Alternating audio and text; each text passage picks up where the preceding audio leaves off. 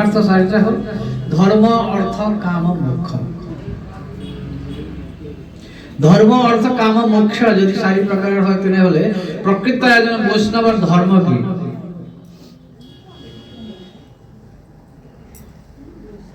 আসল ধর্ম কি? প্রথম ধর্ম, তারপর সাথে অর্থ। প্রথম অর্থ, তারপর ধর্ম নয়, প্রথম ধর্ম তারপর অর্থ। ভাগবতের 6ম স্কন্ধ সম্পূর্ণ লেখা আছে। এটা বৃত্তাসুর আবার এটা অসুর আছে। ইন্দ্রের লগত যুদ্ধ হয় আর ইন্দ্রের যে লগত যুদ্ধ করে বলে যাও যে ইন্দ্র হে বজ্র স্বয়ং ভগবান শ্রীকৃষ্ণ প্রত্যক্ষভাবে দেখা পায়।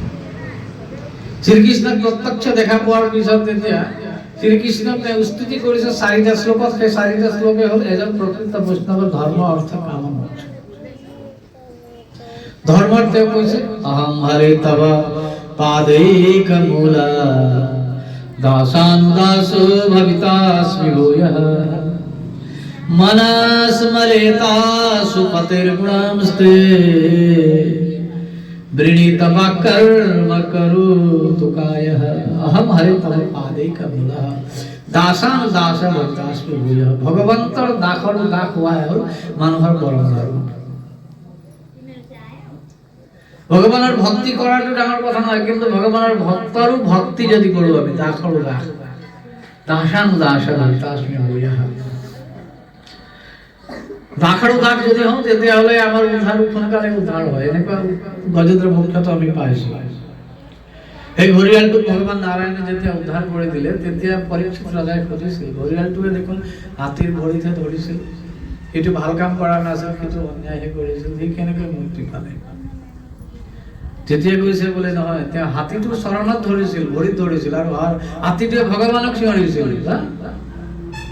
সৰোবৰ গ্ৰাহে ধৰিয়াছে গজেন্দ্ৰকে পায়া পীড়া পাছে। গজেন্দ্ৰ ভৰিত গ্ৰাহে ধৰিয়াছে। আকাকে গৰুড় স্কন্ধে চক্ৰধৰি হৰি।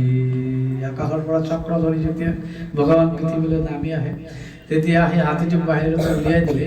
উলিয়াই দিয়াৰ পিছত প্ৰথমে ঘৰিয়ালটোৰ উদ্ধাৰ কৰিলে। সুদৰ্শন চক্ৰৰ দ্বাৰা তাক কাটি দিয়াৰ লগে লগে সুদৰ্শনৰ স্পৰ্শ পালেই মানুহ দিব্য ৰূপ ধাৰণ কৰিলে। ঘৰিয়াল গৈ শংখ চক্ৰ গদা পদ্ম ধাৰণ কৰি দেৱতাৰ নিচিনা ৰূপ ধাৰণ কৰি নাৰায়ণক সাষ্টাংগ প্ৰণাম কৰি বৈকুণ্ঠলৈ গুচি গ'ল। এইখিনি প্ৰশ্ন হৈছিল ঘৰিয়ালটোৱে কি ভাল কাম কৰিছিল, হাতীটোক কষ্টহে দি আছিল, কিন্তু সি কেনেকৈ মুক্তি পালে? তেতিয়া পৰীক্ষিত ৰজাক সেই প্ৰশ্নত সুকমলিয়ে কৈছিল যে নহয়, সি ভক্তৰ শৰণ ধৰিছিল। সেইকাৰণে ভক্তৰ শৰণ ধৰা ব্যক্তিক ভগৱানে প্ৰথমে মুক্তি দিয়ে। এখানে কৈছে দাসানুদাস।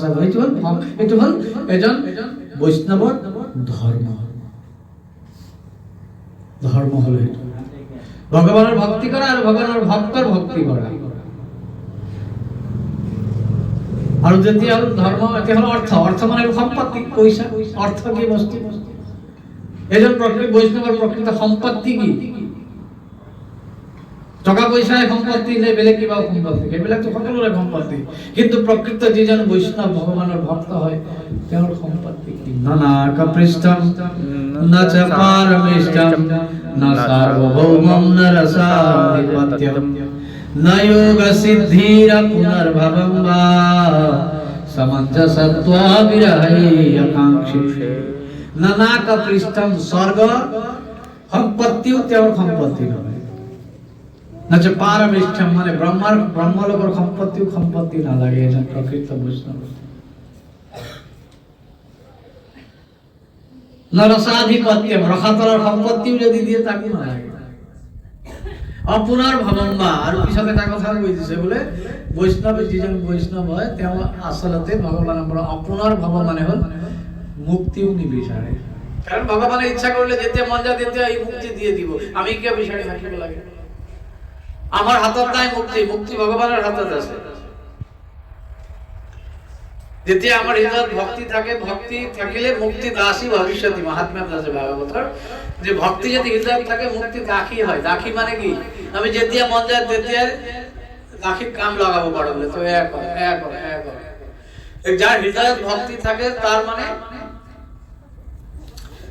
তেওঁ যেতিয়া মন যায় তেতিয়া মুক্তি পাব পাৰে। সেইকাৰণে তেওঁ মুক্তি নিবিচাৰে। আপোনাৰ বাবাতে কি লাগে তেতিয়াহ'লে সম্পত্তিটো কি তেওঁ ভগৱানৰ পক্ষে বিচাৰিছে? সামঞ্জস্যত্বা বিৰহৈ আকাংক্ষে। বিৰহস্য কাংক্ষে। বিৰহ মানে ভগৱানৰ বিৰহ, ভগৱানৰ স্মৰণ সদায় কান্দি থাকিব মন যায়। অনবৰতে অনবৰতে ভগৱানৰ ধ্যান কৰি থকা যিটো ইচ্ছা, সেই ইচ্ছা মোক প্ৰদান কৰা প্ৰভু। যদি ভগৱানৰ যেতিয়া ভক্তি যেতিয়া হৃদয়ত আহে তেতিয়া মানুহ মই তাতে ডুবি যাওঁ। সেইটো ভক্তি মুক্তি ৰসময় মাৰ্গ ভকতি। মুক্তি নিস্পৃহ যিটো সেই ভকতক নামক ৰসময় মাৰ্গ ভকতি। অৰ্থাৎ মাধৱদেৱে সেইখান কথাকে তাত লিখিছে যে মুক্তিত নিস্পৃহ, মুক্তি তেওঁৰ প্ৰতি ইচ্ছা নাই, স্পৃহা নাই, নালাগে মুক্তি দিলে দিয়ক, নিদিলে নাই। মুক্তিৰ প্ৰতি তেওঁৰ কোনো আকাংক্ষা নাই, ইচ্ছা নাই। কিন্তু এটা বস্তু তেওঁক লাগে বোলে ৰসময় মাৰ্গ ভকতি। ভক্তি লাগে, ৰসময় ভক্তি। এইটো হ'ল এজন অৰ্থ মানে এজন ভক্তৰ, এজন বৈষ্ণৱৰ সম্পত্তি। যেতিয়া ভগৱান ৰামচন্দ্ৰ এই ধাম এৰি সাকেত ধামলৈ প্ৰস্থান কৰিবলৈ ওলা, সম্পূৰ্ণ অযোধ্যাবাসী ভগৱানৰ লগতে গুচি গ'ল ৰামায়ণ আছে। কিন্তু হনুমানে বহু দূৰত হাত জোৰ কৰি বহি আছে বোলে প্ৰভু মোৰ কি হ'ব? ৰামচন্দ্ৰই ক'লে তুমিও ব'লা, বৈকুণ্ঠলৈ গুচি যাম একেলগে। তেতিয়া হনুমান চলালে এটাই কথা সুধিলে যে সেই ভক্তিৰ যিটো ৰস, সেই ৰস পাৰো মই বৈকুণ্ঠত পাম নে? ভগৱানে ক'লে বোলে তুমি মোক পাবা, কিন্তু মোৰ যি ভক্তিৰ যি ৰস, সেই ৰস কিন্তু বৈকুণ্ঠত নাই। সত্যে স্বৰ্গে চ কৈলাসে নাস্তি অয়ং রসঃ লিখা আছে। স্বর্গে সত্যে কৈলাসে বৈকুণ্ঠে নাস্তি অয়ং রসঃ। সত্যলোক মানে ব্রহ্মাণ্ড, বৈকুণ্ঠ কৈলাস মানে মহাদেৱৰ লোক। তাতো এই ৰস নাই। ৰস ক'ত আছে? বোলে পৃথিৱীতে আছে। ভগৱানৰ ভক্তিৰ ৰস যদি লাগে তেতিয়াহ'লে পৃথিৱীতে আছে। তেতিয়া হনুমানে ৰামচন্দ্ৰক হাত জোৰ কৰি ক'লে প্ৰভু আপুনি যাওক, মই নাযাওঁ।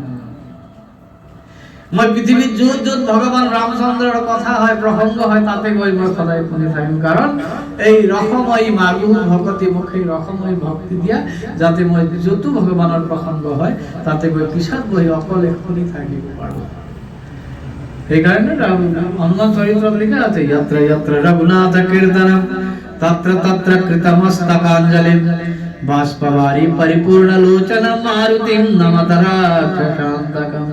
यत्र यत्र रघुनाथ कीर्तनम, जो जो रघुनाथ कीर्तन है, जो जो रामचंद्र प्रसन्न है,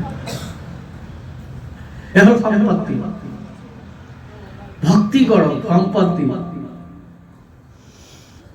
अयोध्या राम मंदिर सामने ले जाओ, अपना संपत्ति खूब এটা ভাল কেতিয়া আহিব। মাখন বনাই বনাই ডাঙৰ ডাঙৰ বাচনত ভৰাই থৈছে, কেতিয়া কৃষ্ণ আহিব, কেতিয়া খাব। অনবৰত শ্ৰীকৃষ্ণৰ স্মৰণ কেতিয়া দেখা পাব। এটা উদাহৰণ দিছে, অজাত পক্ষাইব মাতৰম খগাহ। যেনেকৈ বাহত থকা সৰু সৰু চৰাইৰ পোৱালীবিলাকে মাকজনী যেতিয়া বাহিৰলৈ কিবা খোৱা বস্তু বিচাৰিবলৈ যায়, তেতিয়া সেই বাহৰ ভিতৰত সোমাই থকা চৰাইবিলাকে চেউ চেউ চেউ চেউ কৰি চিঞৰি থাকে। কিয়? বোলে মোৰ মাকজনী আহি কিবা মোক খাবলৈ দিব নেকি, খাবলৈ দিব নেকি, খাবলৈ দিব নেকি। গোটেই দিনটো ভোকত বহি থাকে, কিন্তু তাৰ পৰা নামি নাযায়, তেওঁ মাকৰ প্ৰতীক্ষা কৰি থাকে সেই পোৱালীবিলাকে। তেনেকৈ যেন মোৰ ভগৱান মোৰ ওচৰত আহিব বুলি সদায় আমি প্ৰতীক্ষা কৰি থাকিব পাৰোঁ। সেইটো হ'ল কামনা। কামনা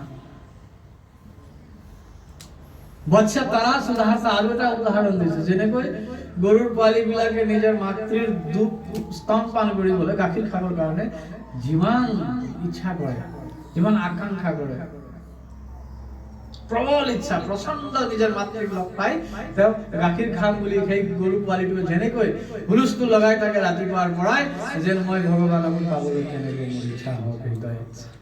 সেইটোৱে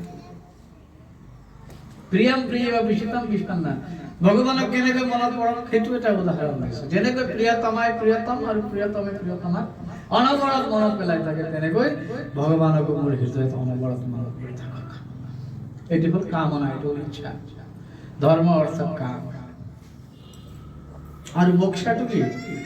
মোক্ষাটো বস্তুটো কি? আচলতে মোক্ষা বোলা বস্তুটো এজন ভক্তৰ কাৰণে মোক্ষাৰ কোনো ইমান জৰুৰত নাই, ইমান প্ৰয়োজন নাই, কিন্তু জৰুৰত হলে কিন্তু ভগৱানে ইচ্ছা কৰে দিয়ে আলো ভগৱান তো হাত को खेलता हो।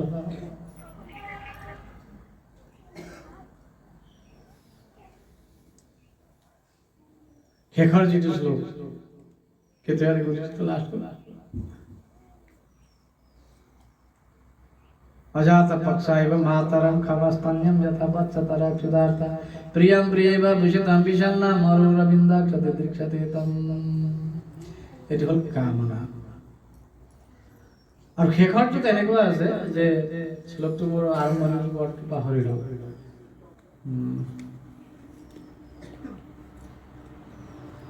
মই সদায় পাহৰিলো, মোৰ সৰু ল'ৰাটো মনত পেলাইছে বোলে আপুনি সদায় পাহৰে।